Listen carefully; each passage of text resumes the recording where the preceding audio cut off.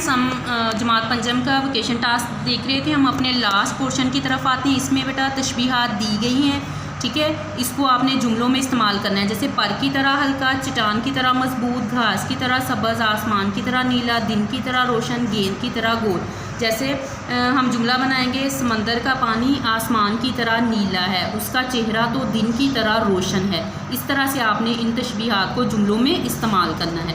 इससे नेक्स्ट लाहकों की मदद से अल्फाज को मुकम्मल करना है। लफ्ज़ दिए गए हैं, उससे आगे हमने कोई ऐसा वो लफ्ज़ इस्तेमाल करना है कि वो लाका मुकम्मल, जैसे दुकानदार, अक्लमंद, सब्ज़ी खोर, मोहल्लेदार, साइंसदान, दौलतमंद, गुलजार, तरक्की याफ्ता, खौफज़दा। इससे नेक्स्ट हमें अल्फाज दिए गए हैं, इनके साथ ही इनके हम मानी अल्फाज जो हैं वो मिक्स हैं। आपने कोई से 10 हम मानी अल्फाज का ग्रुप बनाना है अपने रजिस्टर पे। जैसे बारहा का हम मानी लफ्ज़ होगा बार बार, दिल फरेब का होगा दिलकश, नीलगों का होगा नीला, पल का होगा लम्हे, ठीक है। नाशना का हम मानी लफ्ज़ होगा अजनबी, अफसुर्दा का होगा गमगीन। इस तरह से आपने अपनी मर्ज़ी के कोई से भी 10 हम मानी अल्फाज का ग्रुप निकाल के अपने रजिस्टर पे इनको दोबारा से लिखना है।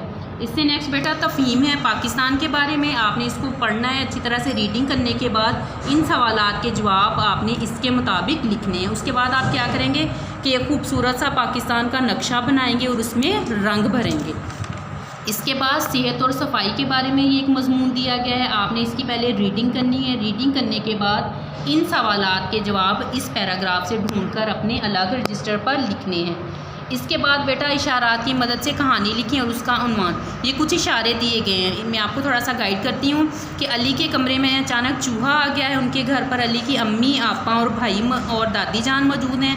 वो सब मिलकर चूहे को भगाने की कोशिश करते हैं कि अचानक उनके घर पड़ोसन आ जाती हैं। वो इसी कोशिश में चूहे को निकालने की कोशिश में अचानक से वो बावर्ची खाने में चला जाता है और वहाँ बावर्ची खाने की खिड़की से बाहर की तरफ निकल जाता है और आखिर में सब चैन की सांस लेते हैं। इसको आपने अपने अल्फाज में एक कहानी बना कर रजिस्टर पे लिखना है और फिर उसका कोई भी मुनासिब उन्वान बताना है।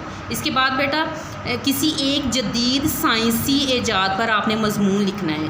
कोई सी भी, इतनी सारी ईजादात हैं, कोई सा भी एक टॉपिक आपने लिखना है और उस पर अक्लमंद बूढ़ा एक पैराग्राफ दिया गया है। आपने इसकी रीडिंग करनी है और इस रीडिंग के बाद इन सवालात का जवाब आपने इस पैराग्राफ से ढूंढ के अपने अलग रजिस्टर पर लिखने हैं। उसके बाद इसी पैराग्राफ में से आपको जुमले दिए गए हैं, बहुत आसान है। इसी तफ़हीम में से आपने 5 इसम ढूंढने हैं। फिर तफ़हीम में से 3 हरफ ढूंढ कर लिखने हैं, कोई से भी 3 हरफ। फिर तफ़हीम में से कोई से 2 वाहिद अल्फाज ढूंढकर आपने उनकी जमा बनानी है। फिर तफ़हीम में से कोई 2 जमा अल्फाज ढूंढकर उनके वाहिद बनाने। आप वाहिद अल्फाज को जिनको जमा बनाए उनको भी जमा में बदल सकते हैं।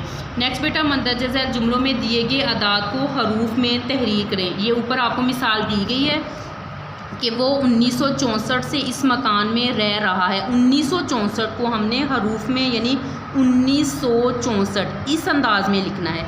ये जो आपके फ़िक्रे हैं इनको भी मैंने अंडरलाइन कर दिया है। अंडरलाइन जो आदाद हैं इनको आपने इसी के मुताबिक जो है हरूफ में तब्दील कर देना है। ये था हमारा जमात पंजम का उर्दू का समर वेकेशन। इंशाल्लाह आपके सारे प्रॉब्लम सॉल्व हो चुके होंगे। जज़ाकल्लाह।